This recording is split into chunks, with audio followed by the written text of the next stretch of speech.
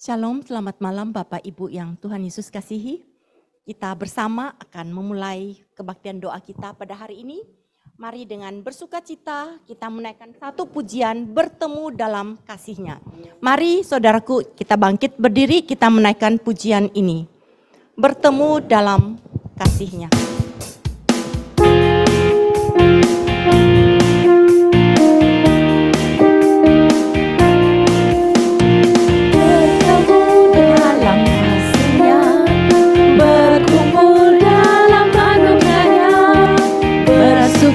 Kita semua di dalam rumah Tuhan, bertemu dalam kasih-Nya, berkumpul dalam anugerah-Nya, bersukacita semua di dalam rumah Tuhan. Oh saudaraku dan saudariku, Tuhan cinta dan mengasihimu. Mari bersukacita semua di dalam rumah Tuhan, bertemu dalam kasih-Nya, berkumpul dalam anugerah-Nya, bersukacita semua di dalam rumah Tuhan. Oh saudaraku dan saudariku, Tuhan cinta dan mengasihimu. Mari bersukacita semua di dalam rumah Tuhan. Oh saudaraku dan saudariku, Tuhan cinta dan mengasihimu. Mari bersukacita semua di dalam rumah Tuhan. Mari bersukacita semua di dalam rumah Tuhan. Bapa kami di dalam surga, biarlah sungguh merupakan satu sukacita kalau kami bisa berkumpul di rumah-Mu bersama-sama pada Rabu malam ini untuk berdoa. Bapa, ampunilah dosa kami, sehingga ketika kami menaikkan doa ini, kami belajar bagaimana berbicara dengan Engkau, kami belajar bagaimana menyerahkan semua hal-hal yang kami rindukan, semua hal-hal yang mengganjal dalam hati kami, ke dalam tangan-Mu. Biarlah Tuhan Engkau hadir di tengah-tengah kami ketika anak-anak-Mu berkumpul, ketika anak-anak-Mu bertemu. Biarlah anugerah Tuhan nyata. Di dalam nama Tuhan Yesus kami berdoa. Amin. Silakan duduk. Saudaraku, ada sebuah lagu yang ketika masuk ke YouTube dan diputar, banyak komen yang dituliskan orang. Salah satunya adalah seorang yang bernama J. Dia mengatakan bahwa saya berjuang melawan kanker selama 3 tahun. Kalau bukan Tuhan yang menolong aku, menyembuhkan aku, saya oke, sekalipun tidak sembuh. Karena Tuhan sudah memberkati saya dengan 73 tahun di balik semua apa yang saya hadapi saat ini. Dan saya berharap ketika memorial service saya, ketika saya kembali menghadap Tuhan, lagu ini dinyanyikan untuk mengingatkan bahwa Tuhan selalu berjalan bersama saya. Tinggal sertaku ada di dalam buku KPPK 406. Siapakah penulis dari lirik lagu ini? Dia adalah seorang pendeta yang bernama Henry Francis Light. Dia menuliskan lirik lagu ini 3 minggu menjelang akhir hayatnya. Dia menulis lagu ini ketika dokter mengatakan, kamu sudah bertahun-tahun menderita TBC yang menggerogoti tubuhmu. Dan kalau bisa, kamu pergi istirahat di suatu tempat yang lebih hangat. Mungkin itu akan memulihkan kesehatanmu. Dan dia setuju sekali sehingga dia berhenti dari pelayanan dia yang telah dia jalani 54 tahun. Dan dia berencana untuk pindah ke Roma, ke Italia. Tetapi di tengah perjalanan itu, Tuhan memanggil dia kembali kepada Tuhan sehingga dia tidak perlu tempat yang lebih hangat. Tapi syair lagu itu yang dia tuliskan, tinggal sertaku, abide with me. Abide in Me. Lagu ini adalah share lagu yang dia dengar ketika dia masih muda, tentang ketika dua orang murid berjalan bersama Tuhan Yesus menuju ke Emmaus. Di tengah perjalanan mereka bercakap-cakap, dan ketika tiba mereka minta kepada Tuhan, hari sudah gelap, tinggal bersama kami. Dan dia katakan, Tuhan tinggal bersama saya di dalam kondisi tubuh saya, di dalam kondisi di mana saya sungguh-sungguh bisa kehilangan harapan, tapi Tuhan, Engkau tinggal bersama saya. Biarlah lagu ini juga menjadi kekuatan bagi kita. Tinggal sertaku.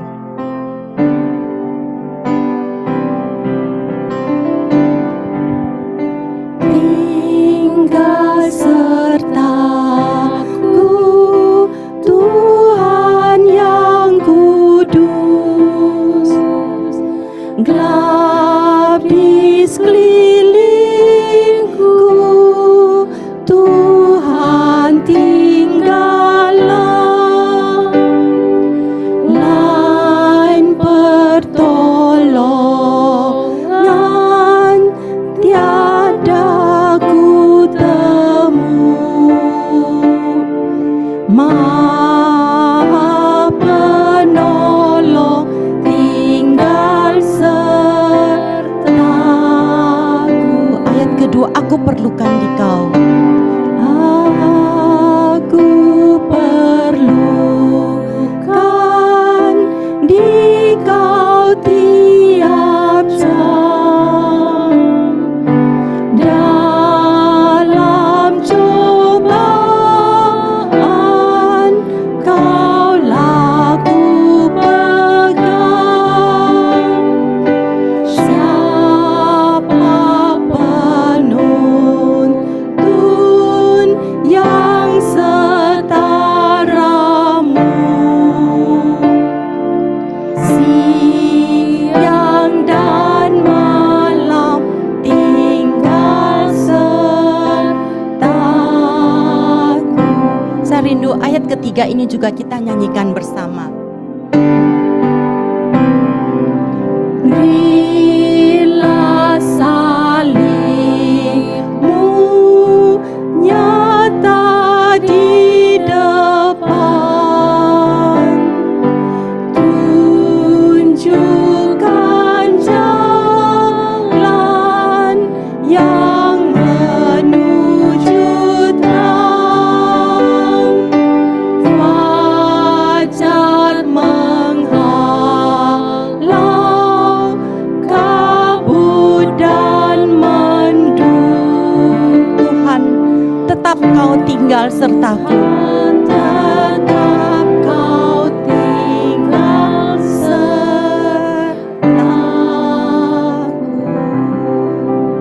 Saudaraku, di dalam perjalanan kita hidup di dunia ini, kita percaya Tuhan tinggal tetap serta kita. Itulah kekuatan kita menghadapi segala hal. Malam ini kita akan berdoa untuk beberapa hal. Pertama, kita akan berdoa untuk pertemuan ASEAN yang ke-34 yang telah dilaksanakan pada 31 Juli sampai 4 Agustus yang lalu. 11 negara mengikuti ASEAN ini. Dan pertemuan ini punya satu tujuan yang begitu baik, membahas isu-isu di bidang lingkungan. Kita berdoa untuk 3 hal ini. Mari saudaraku, kita buka suara bersama. Bapa, kami bersyukur untuk hal-hal begitu baik yang telah dipikirkan di dalam hal lingkungan hidup. Kami menyadari Tuhan bahwa bumi semakin tua dan manusia begitu lalai di dalam memelihara dan memperhatikan lingkungan hidup ini. Karena seolah-olah kami hanya hidup untuk diri kami hari ini dan kami tidak memikirkan kepada generasi berikut. Sehingga kami semena-mena dengan memperlakukan apapun yang telah Tuhan berikan di dalam dunia ini. Ya Tuhan, Engkau mau tolong pemerintah dari 11 negara ketika mereka bertemu, ketika mereka berdiskusi, ketika mereka mengambil keputusan, semua itu adalah hal-hal baik. Tapi Tuhan, kami menyadari kelemahan dari hal yang baik itu untuk disampaikan kepada setiap wilayah, setiap provinsi, setiap daerah. Biarlah Tuhan tolong pemerintah di dalam hal ini. Mereka tidak lalai dan tidak berhenti hanya kepada diskusi dan keputusan, tapi biarlah mereka dapat mengedukasi rakyat dari kota sampai pelosok desa agar bisa sungguh-sungguh menyadari hal ini. Bapak, kami sebagai orang percaya, kami juga tinggal di dalam dunia ini, dan tolong kami sebagai orang percaya, di dalam hal memelihara lingkungan hidup, kami juga bisa menjadi terang, kami juga bisa memberikan teladan. Dan bagaimana kami melakukan itu, bagaimana kami mengajarkan kepada anak cucu kami. Di dalam nama Tuhan Yesus kami berdoa, amin. Kita bersyukur bahwa kita hidup di bumi Indonesia dengan lebih dari 300 kelompok etnik. Kita akan berdoa untuk beberapa hal. Kita doakan untuk pelayanan para misioneri yang diutus ke daerah, mereka yang melayani dalam bidang misi yang diutus ke daerah, agar mereka cerdik tapi tulus. Kita doakan juga untuk pemberitaan Injil secara holistik melalui pelayanan sosial, kesehatan, pendidikan, pengadaan Alkitab dan lain sebagainya, agar sungguh pelayanan holistik ini bisa balance. Mari saudaraku kita berdoa. Kami bersyukur Bapa untuk anak-anak-Mu yang telah menyerahkan diri dengan profesi mereka untuk melayani sebagai pelayan misi di daerah. Bapak, kalau kami melihat pemerataan di Indonesia ini masih jomplang, mungkin kami bisa memberikan tudingan kepada berbagai pihak. Tapi Tuhan, apakah yang kami lakukan sebagai orang percaya? Kami berdoa bagi para pelayan misi, mereka yang diutus ke daerah. Berikanlah mereka hikmat bijaksana. Tolong mereka agar mereka cerdik, namun juga tulus. Mereka tulus tetapi juga punya kecerdikan. Sehingga di dalam pemberitaan Injil secara holistik, mereka sesuai dengan profesi mereka, sesuai dengan kapabilitas yang Tuhan percayakan, mereka bisa membangun daerah. Bukan hanya memberitakan Injil, bukan hanya mengajar, tetapi melalui pelayanan sosial, kesehatan, pendidikan, dan juga bisa mengajarkan kebenaran firman kepada mereka. Terima kasih Bapa, di dalam nama Tuhan Yesus kami berdoa. Amin. Saudaraku, penanggulangan masalah remaja bukan hal yang mudah, karena pengaruh medsos terhadap kehidupan anak remaja itu sangat kuat. Mari kita akan berdoa untuk berbagai pihak. Seringkali diharapkan gereja yang menanggulangi hal ini. Tapi kita tahu, sebagai keluarga, 24 jam membesarkan anak sejak bayi, itu tanggung jawab yang tidak bisa dilepaskan dan dibuang kepada gereja. Mari saudaraku kita berdoa untuk kerjasama keluarga dan gereja, agar orang tua bisa menyadari dan mengambil peran tanggung jawab ini. Kalau Tuhan berikan anak, Tuhan percayakan, tolong orang tua bisa menyadari di dalam mengasuh dan mendidik anak. Dan juga agar orang tua bisa menyisihkan waktu menjadi partner dengan para pelayan di gereja, para pengurus, para pembina dan pengurus remaja. Di samping memikirkan program, melaksanakan program, tetapi juga agar ada kerjasama keluarga dengan gereja. Mari saudaraku kita berdoa bersama untuk hal ini. Bapa, ketika kami melihat dunia di sekeliling kami sering mengeluh dan melihat betapa ngerinya ketika area yang abu-abu lebih ditonjolkan sehingga hitam putih dikurangi. Kami diminta untuk dapat menerima hal-hal yang tidak sesuai dengan kebenaran firman-Mu. Kalau kami katakan itu jauh di barat, LGBT dan lain sebagainya, tapi kami menyadari di Indonesia pun tidak jauh dari hal ini. Apalagi pengajaran-pengajaran dan medsos yang tidak dapat dikontrol oleh orang tua maupun gereja terhadap apa yang dilihat, apa yang didengar, apa yang dipercakapkan oleh anak-anak. Bapak, kami sebagai keluarga Kristen, biarlah Tuhan bangunkan di dalam hati setiap orang tua, sehingga kami sungguh-sungguh menyadari bahwa tanggung jawab ini bukan hanya tanggung jawab sekolah Kristen, bukan hanya tanggung jawab gereja, tetapi tanggung jawab kami sebagai keluarga Kristen yang Tuhan percayakan anak-anak untuk kami didik. sehingga kami mau bekerja sama dengan pihak sekolah Kristen, bekerja sama dengan para pelayan di gereja, bersama-sama mendidik, membentuk, mengasuh anak-anak sampai mereka remaja, sampai mereka besar, mereka tetap di jalan-Mu. Tuhan, Engkau mau tolong di dalam kerjasama ketiga pihak ini. Di dalam nama Tuhan Yesus kami berdoa. Amin. Kita nyanyikan sekali lagi ayat pertama dan ayat kedua dari Tinggal Sertaku. Di dalam pergumulan kita masing-masing, kita minta Tuhan, Engkau tinggal bersama kami, Tuhan yang kudus. Tinggal sertaku, Tuhan yang kudus, gelap di sekelilingku, Tuhan tinggallah, lain pertolongan tiada ku temui. Maha Penolong, tinggal sertaku. Maha Penolong, tinggal sertaku. Kita katakan, aku perlukan Dikau tiap jam. Aku perlukan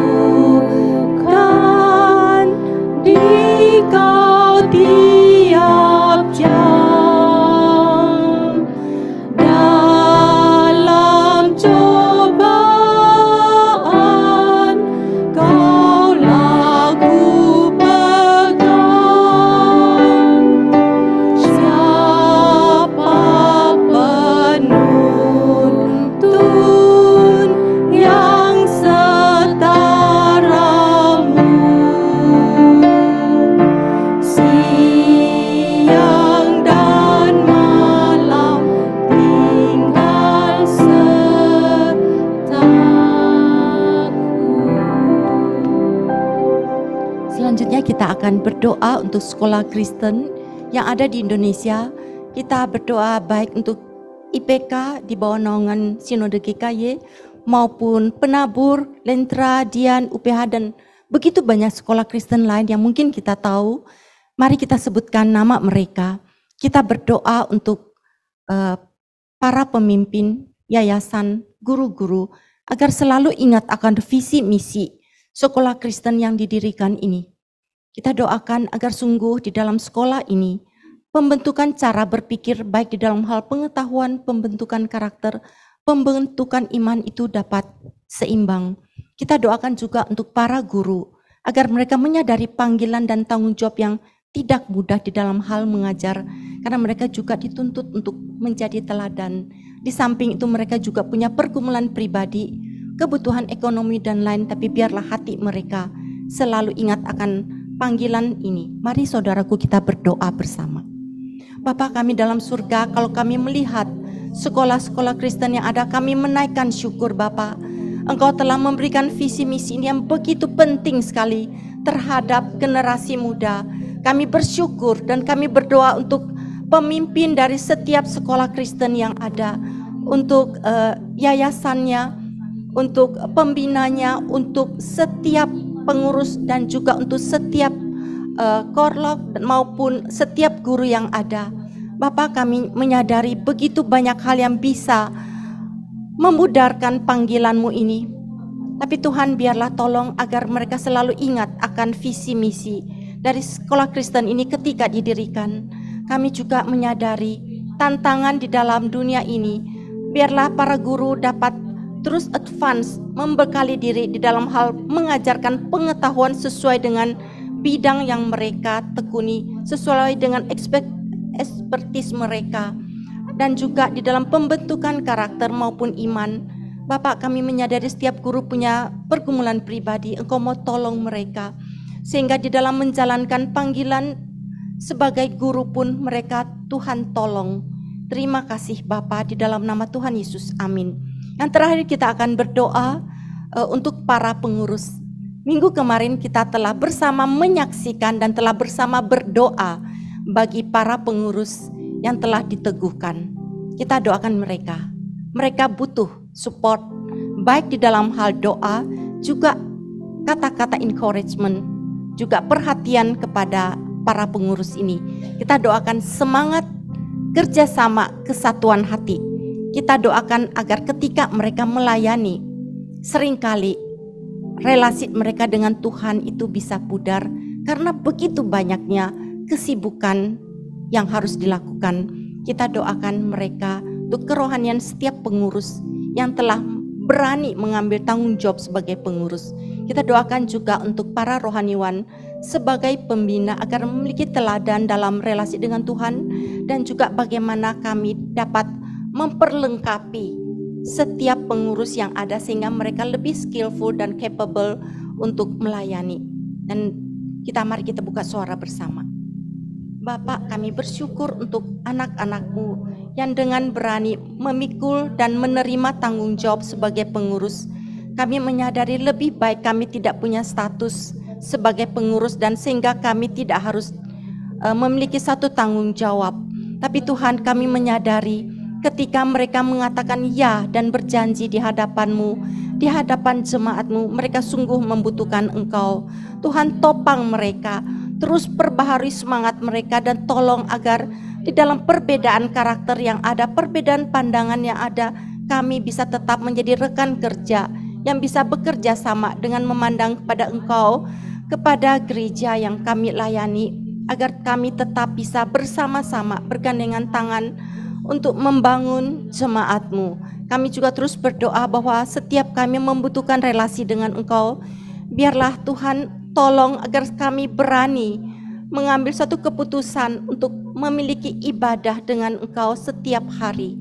Tuhan, kami menyadari ini tidak mudah, tapi Engkau mau tolong. Di dalam nama Tuhan Yesus kami berdoa. Amin. Kita akan mendengarkan firman Tuhan. Sebelum mendengarkan firman Tuhan, kita menaikkan satu pujian. Kita minta Tuhan, ubah hatiku. Ubah hatiku, Tuhan, jadikan hatiku benar. Ubah hatiku, jadikan saya semakin serupa dengan Engkau. Change my heart, oh God.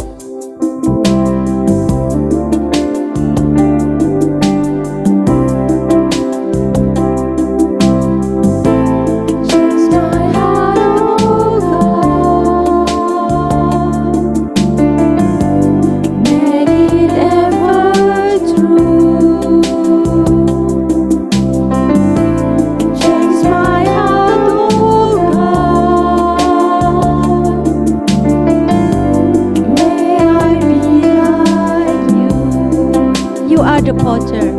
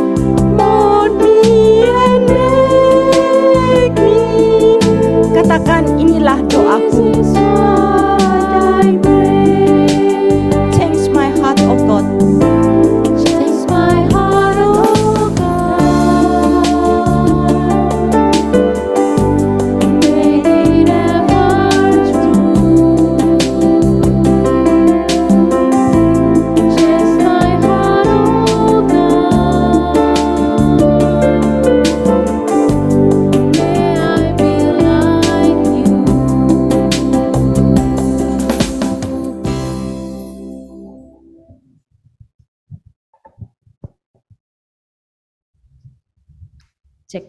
Ya, selamat malam Bapak Ibu Saudara yang terkasih dalam Tuhan. Shalom.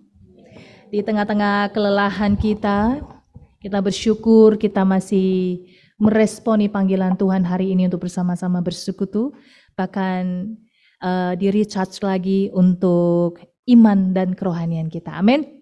Mari sama-sama kita berdoa, mohon Tuhan boleh memimpin kita pada waktu ini. Mari kita berdoa. Bapa dalam surga, terima kasih untuk kasih setiamu kepada kami. Terima kasih Engkau boleh memanggil kami dan kami boleh meneduhkan hati kami saat ini untuk boleh mendengarkan akan firman Tuhan. Tuhan, pakailah hamba-Mu ini dalam menyampaikan firman Tuhan, dan biarlah kami sebagai anak-anak-Mu, kami boleh melakukan kebenaran firman Tuhan dalam kehidupan kami hari lepas hari. Ini doa kami dan syukur kami ya Tuhan. Di dalam nama Tuhan Yesus Kristus kami berdoa. Amin. Saudara terkasih, mari kita membaca satu bagian firman Tuhan, satu ayat dari Imamat 19, ayatnya yang ke-15. Saudara ada di layar, Bapak Ibu yang mau membacanya, karena sekarang sudah ada terjemahan yang terbaru, mungkin ada perbedaannya antara terjemahan yang lama dan terjemahan yang baru. Imamat 19 ayat 15, saya baca terjemahan yang terbaru, demikian bunyinya. Janganlah kamu berbuat curang di pengadilan. Yang lama dulu ya, sorry ya. Janganlah kamu berbuat curang dalam peradilan. Janganlah engkau membela orang kecil dengan tidak sewajarnya. Dan janganlah engkau terpengaruh oleh orang-orang besar, tetapi engkau harus mengadili orang sesamamu dengan kebenaran. Terjemahan barunya demikian. Janganlah kamu berbuat curang di pengadilan. Jangan memihak orang miskin atau terpengaruh oleh orang besar. Tetapi engkau harus mengadili sesamamu dengan kebenaran.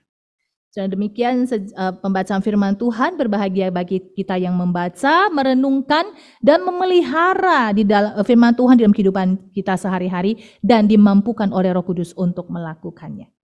Saudara, numpang tanya ya, masih ingat sila-sila Pancasila? Harus ya, kalau enggak nanti balik lagi sekolah begitu ya. Sila Pancasila yang kelima. 100 buat Excel ya. Semua kita, ya betul. Keadilan sosial bagi seluruh rakyat Indonesia. Bapak Ibu yang terkasih, namun pada kenyataannya enggak semudah itu. Enggak semudah itu. Karena apa? Karena kasus-kasus ketidakadilan ini sering terjadi di Indonesia. Betul? Kasus yang sering disorot adalah ketidakadilan secara hukum. Saudara, kita bisa menemukan banyak kasus-kasus ya di berita, di medsos, di internet, di mana saja kita menemukan. Ada kasus, kalau Bapak Ibu masih ingat, ada seorang ibu gara-gara omelin suaminya setiap malam, pulang dengan kondisi mabuk. Seorang ibu di Karawang diadili. Dan dia ditetapkan sebagai tersangka pada awal tahun 2021. Karena dilaporkan oleh suaminya ke polisi. Dia punya bukti video omelannya. Katanya ini KDRT secara verbal. Saudara, di pengadilan, jaksa penuntut umum ini menuntut si istri ini dengan hukuman 1 tahun penjara. Jadi kalau istri-istri mau omelin suami jangan lupa rekam. Enggak ya begitu ya. Wah, ini bisa dipidanakan loh ya. Dan penuntut umum menuntut si istri dengan hukuman 1 tahun penjara. Ada kasus lain lagi. Ada seorang nenek berusia 92 tahun divonis 1 bulan 14 hari karena tebang pohon durian pada tahun 2018. Itu pohonnya milik kerabatnya. Kejadiannya itu di Sumatera Utara, di Toba, di Samosir. Kenapa dia menebang pohon durian ini adalah untuk membangun makam leluhurnya. Saudara, bukan hanya nenek 92 tahun ini saja yang diseret ke pengadilan, tetapi 6 anaknya pun ikut terseret kasus ini dan mereka divonis Majelis Hakim Pengadilan Negeri Bali G ya dengan hukuman 4 bulan 10 hari penjara, lebih lama daripada mama mereka. Upaya damai dilakukan? Iya, dilakukan. Ya, namun si penuntut meminta uang ratusan juta sebagai syarat berdamai. Karena apa? Karena kesal. Karena apa? Karena sebagai ganti rugi penebangan pohon durian itu. Namun si nenek dan ke-6 anaknya ini, Bapak Ibu Saudara, mereka tidak dapat memenuhi syarat untuk membayar uang ratusan juta yang diminta. Akhirnya mereka terpaksa menjalankan hukuman penjara. Miris ya. Satu kasus lagi Bapak Ibu. Saudara masih ingat kasus seorang wanita berusia 63 tahun? Dia divonis 1 tahun penjara dalam masa percobaan 15 bulan dan denda 500 juta. Karena apa? Karena bersalah mencuri kayu jati. Saudara, di persidangan ibu ini mengaku bahwa kayu jati yang dimilikinya itu bukan curian. Karena apa? Karena sudah lama disimpannya. Itu sudah lama sekali. Jadi bukan satu pohon batang kayu, tapi sudah dipotong-potong dia simpan sudah lama. Tetapi ketika pengadilan minta dia menunjukkan bukti surat-suratnya, kayak ini kayu jati, begitu ya Bapak Ibu ya. Ibu ini tidak dapat menunjukkan surat keterangan asal-usul kayu tersebut. Kemudian ibu ini dijerat dengan Undang-Undang Nomor 18 tahun 2013 tentang pencegahan dan pemberantasan perusakan hutan. Bapak Ibu Saudara yang terkasih, kita bisa melihat kasus ini. Undang-undang ini didesain atau dibuat sebenarnya untuk menjerat siapa? Untuk menjerat pelaku perusakan hutan yang masif. Dan itu berskala besar. Bukan menjerat warga di sekitar hutan yang kerusakannya tidak signifikan. Akhirnya usut demi usut Bapak Ibu. Setelah 3 bulan di penjara, ibu ini dilepaskan karena ada seorang bupati sebagai penjaminnya. Saudara yang terkasih, negeri kita, negeri Indonesia pada dasarnya menjunjung tinggi keadilan. Jelas dalam Pancasila, sila kelima.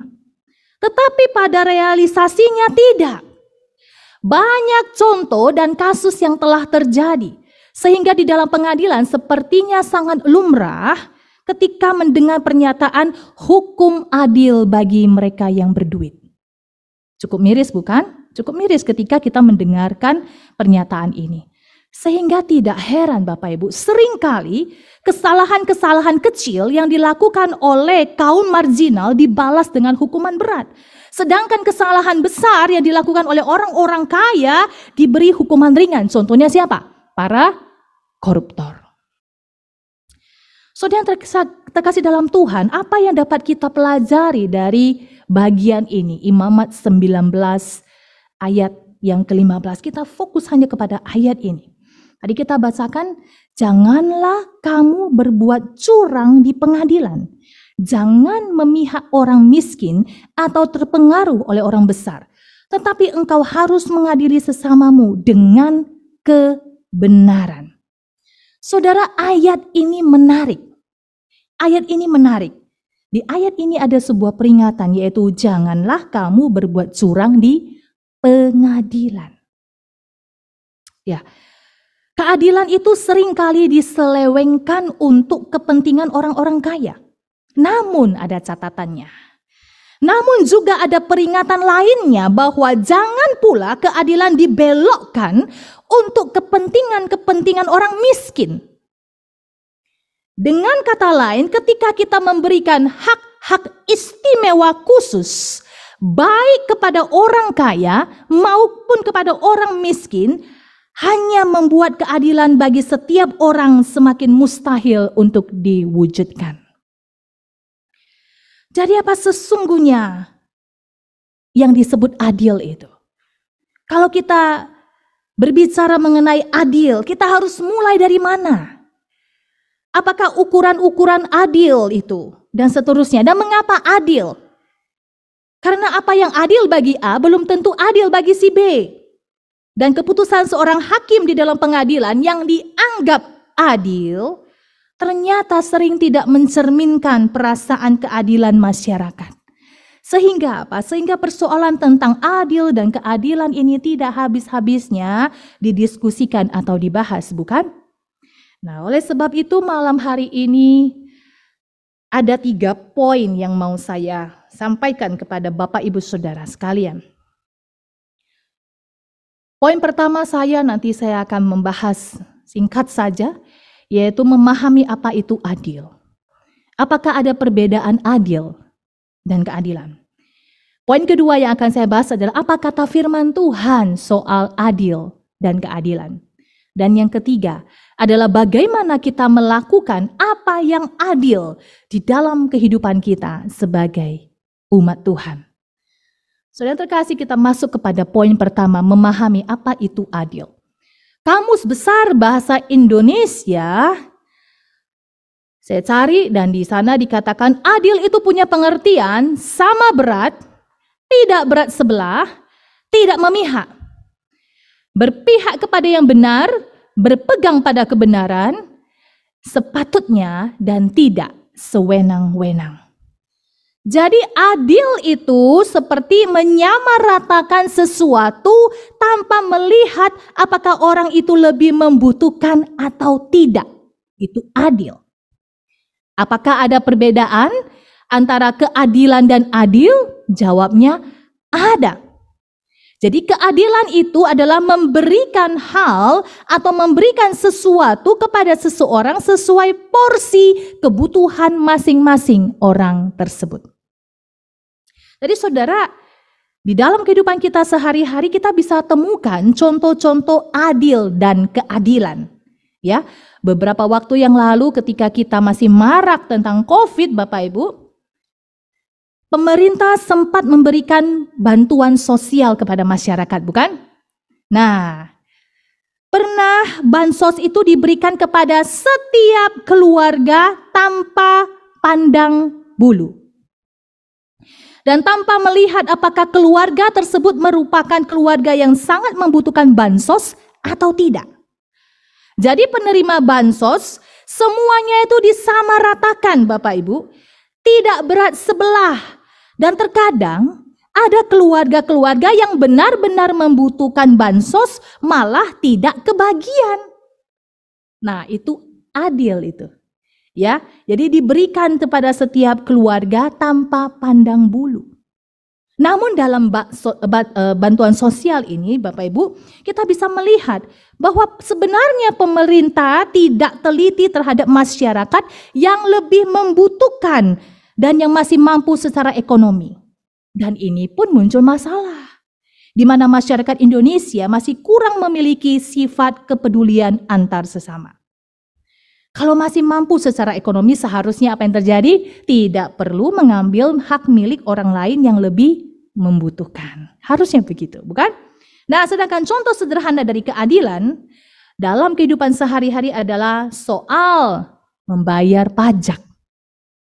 Saudara, biasanya masyarakat kelas atas yang lebih mampu akan membayar pajak lebih besar daripada masyarakat yang kelas menengah dan kelas bawah. Jadi soal adil dan keadilan, ini dia faktanya. Dan yang kedua adalah apa kata firman Tuhan soal adil dan keadilan. Tadi kita sudah baca Imamat 19 ayatnya yang ke-15. Saya mengajak kita membaca Ulangan pasal yang pertama ayat yang ke-17 dan Amsal pasal yang ke-24 ayat 23. Saya bacakan Ulangan 1:17, dikatakan begini. Dalam mengadili jangan pandang bulu. Baik perkara orang kecil maupun perkara orang besar harus kamu dengarkan. Jangan gentar terhadap siapapun, sebab pengadilan adalah kepunyaan Allah. Amsal 24 ayat 23 berkata, juga ini adalah amsal-amsal dari orang bijak. Memandang bulu dalam pengadilan tidaklah baik.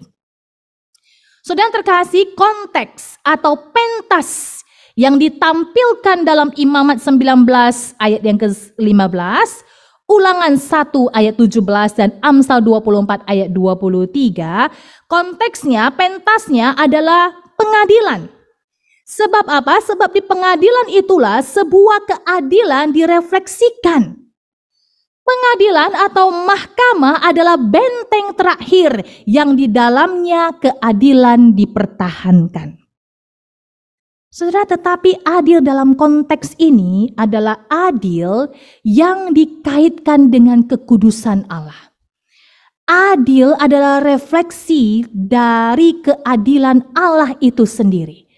Sehingga adil yang dimaksudkan itu mempunyai dasar dalam keadilan dan kekudusan Allah. Keadilan dan kemurahan hati Allah. Saudara yang terkasih, Allah mengaitkan keadilannya dengan kemurahan hatinya. Anugerah keselamatan yang kita terima hari ini pada dasarnya adalah kemurahan hati Allah. Allah bermurah hati kepada kita pada waktu Ia tidak menghukum kita dengan penghukuman yang sepatutnya kita terima. Dia sudah tanggung di atas kayu salib. Dan pada waktu Allah memberikan upah atas ketaatan kita, padahal kita memang seharusnya taat kepadanya. Jadi sebenarnya kita seharusnya tidak menerima upah. Jadi kemurahan Allah adalah hal yang didasarkan atas kebebasan kehendak Allah. Dan Allah mempunyai hak untuk memberikan anugerah berdasarkan kehendaknya. Sehingga Roma 9 ayat 15 berkata demikian. Aku akan menaruh belas kasihan kepada siapa aku mau menaruh belas kasihan. Dan aku akan bermurah hati kepada siapa aku mau bermurah hati. Jadi Bapak Ibu, orang-orang bahkan orang Kristen sekalipun seringkali kita mengeluh bahwa Allah tidak memberikan anugerahnya atau menyatakan kemurahannya secara sama rata bagi semua orang. Karena itu Allah dianggap dan dinyatakan tidak adil. Bahkan kita sering menganggap bahwa apabila Allah mengampuni seseorang, maka itu berarti Allah berkeharusan untuk mengampuni semua orang. Saudara, namun Roma 9 ayat yang ke-15 yang baru kita baca tadi, kita dapat melihat sendiri bahwa Allah tidak memperlakukan semua orang sama rata. Kita tahu kisah Abraham, bukan Bapak Ibu? Allah menyatakan dirinya kepada Abraham dengan cara yang tidak dilakukannya pada orang-orang yang tidak percaya lainnya pada zaman itu. Allah dengan murah hati menyatakan diri kepada Paulus dengan cara yang tidak dilakukannya kepada Yudas Iskariot. Paulus dia menerima anugerah dari Allah, namun Yudas Iskariot menerima keadilan. Saudara terkasih, kemurahan dan anugerah. Kemurahan Allah dan anugerah Allah itu merupakan bentuk dari non-keadilan. Tetapi bukan merupakan tidak adil. Apabila anugerah merupakan suatu keharusan bagi Allah, dan apabila Allah bertanggung jawab untuk memberikan anugerah, maka kita tidak sedang berbicara mengenai anugerah, melainkan hanya keadilan saja. Oleh sebab itu saudara yang terkasih, secara alkitabiah, keadilan dijelaskan berkaitan dengan kebenaran. Jadi tidak bisa dilepaskan. Keadilan dijelaskan itu berkaitan dengan kebenaran. Pada saat Allah adil, maka itu berarti Allah melakukan apa yang benar. Saudara, ingatlah selalu akan Allah seperti apa yang kita sembah. Allah yang kita sembah adalah Allah yang berdaulat. Allah yang kita sembah adalah Allah yang tidak sewenang-wenang. Allah yang kita sembah adalah Allah yang turut bekerja dalam segala sesuatu untuk mendatangkan kebaikan. Allah kita adalah Allah yang dapat dipercaya. Dan Dia adalah Allah yang akan menyelamatkan semua orang yang percaya kepadanya. Saudara terkasih, apabila kita mengetahui sifat-sifat Allah yang tadi saya sebutkan, maka kita pun harus menyadari bahwa keadilan Allah dalam kekudusan dan kemurahan Allah adalah baik. Meskipun terkadang kita tidak memahami semua keputusan dan pilihan Allah. Keadilan Allah dalam kekudusan dan kemurahan Allah adalah baik. Meskipun terkadang kita tidak memahami semua keputusan dan pilihan Allah. Saudara, sebab itu bagaimana respon kita terhadap firman Tuhan hari ini? Bagaimana kita melakukan apa yang adil di dalam kehidupan kita sebagai umat Tuhan? Saudara, yang pertama, keadilan di dalam Alkitab berkaitan dengan kebenaran. Maka hal yang pertama, adalah lakukan apa yang benar. Saudara, dari zaman perjanjian lama hingga hari ini, Allah memerintahkan umatnya untuk apa? Untuk bersikap adil dalam berelasi dengan orang lain. Kalau kita baca di dalam Keluaran 23 ayat 2, di sana dikatakan, janganlah engkau turut-turut kebanyakan orang melakukan kejahatan. Dan dalam memberikan kesaksian mengenai sesuatu perkara, janganlah engkau turut-turut kebanyakan orang membelokkan hukum. Mika 6 ayat 8 mengatakan, hai manusia, telah diberitahukan kepadamu apa yang baik. Dan apakah yang dituntut Tuhan daripadamu selain berlaku adil, mencintai kesetiaan, dan hidup dengan rendah hati di hadapan Allahmu? Lukas 11 ayat 42, di sana dikatakan Yesus menegur orang-orang Farisi, di mana mereka melakukan tugas-tugas religius mereka, namun mengabaikan keadilan dan kasih terhadap Allah. Jadi Bapak Ibu Saudara yang terkasih, memperlakukan orang lain dengan keadilan dan kejujuran itu merupakan bagian dari tanggung jawab kita sebagai umat Tuhan. Kita pun dituntut berdiri di depan umum untuk hal yang benar. Jadi respon kita yang pertama adalah mari kita lakukan apa yang benar. Dan yang kedua adalah berikan apa yang sepatutnya orang lain terima.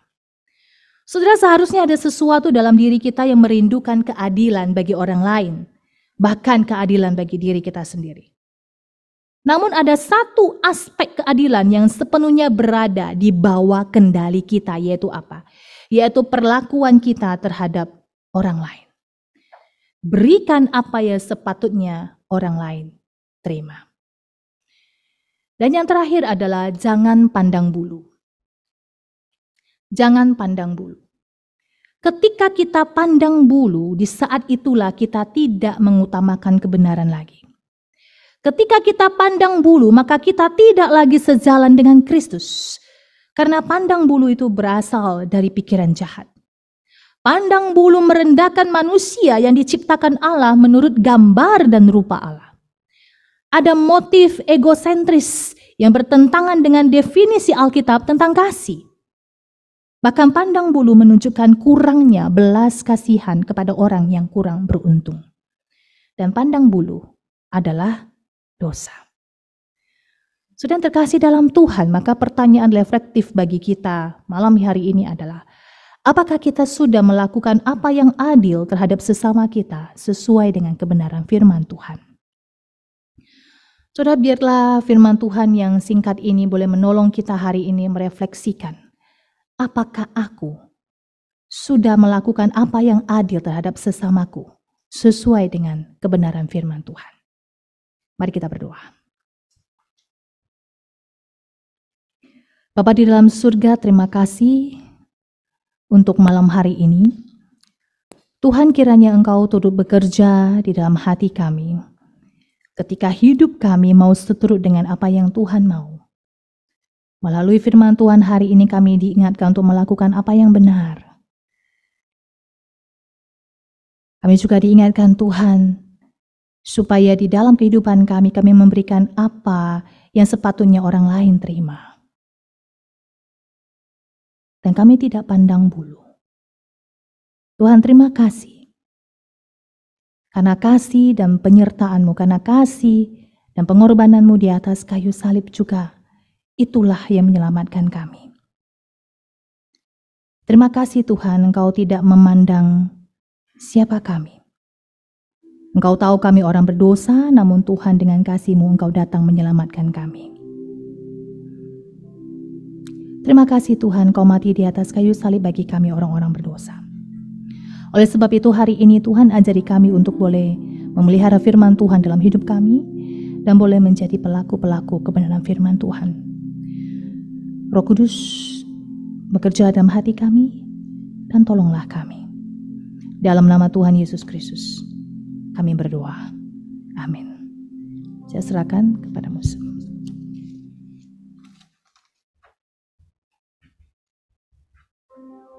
Selamat malam Bapak Ibu, kita akan mendoakan saudara-saudara yang ada di samping kita. Ya, gak usah tanya pokok doanya, saudara nanti itu akan sekitar 2-3 orang lah yang saudara lihat hadir. Begitu juga yang di Zoom, ya, yang mungkin bersama dengan keluarga, mari kita doakan mereka. Ya, ini kesempatan kita berdoa bersama di dalam kebaktian doa pada malam hari ini. Mari kita menggunakan waktu sejenak, 2-3 menit kita berdoa untuk orang-orang yang ada di sekitar kita. Sebutkan namanya yang saudara kenal. Apapun pergumulan mereka, biarlah yang kita tahu kita doakan.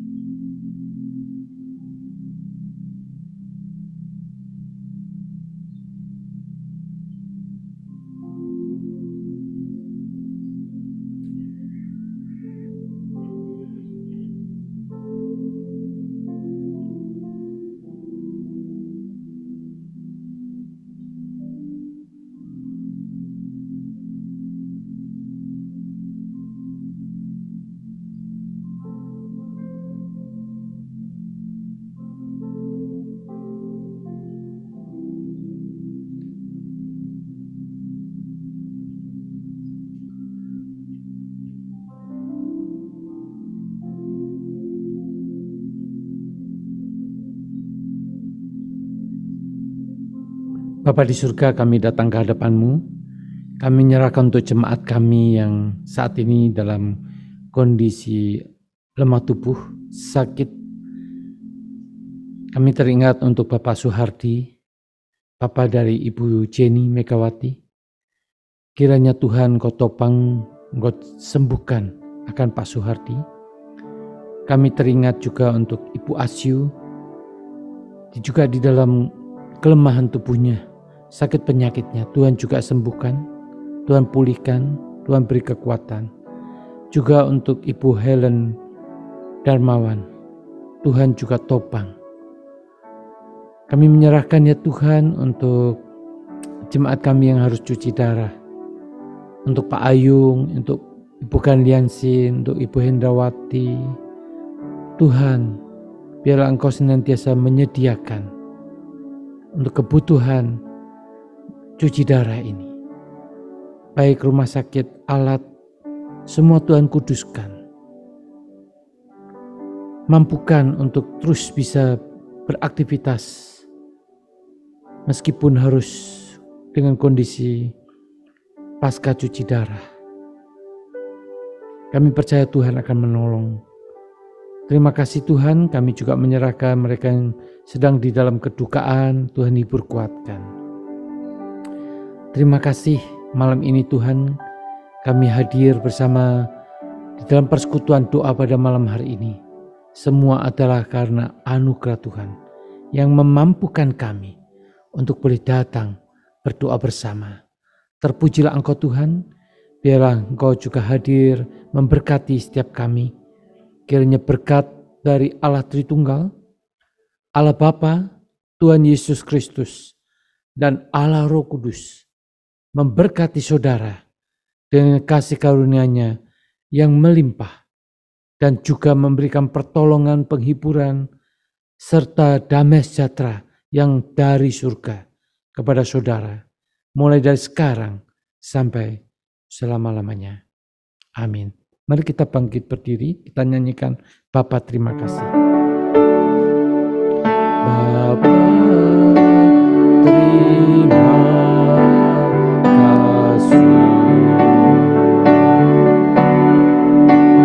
Bapa terima kasih.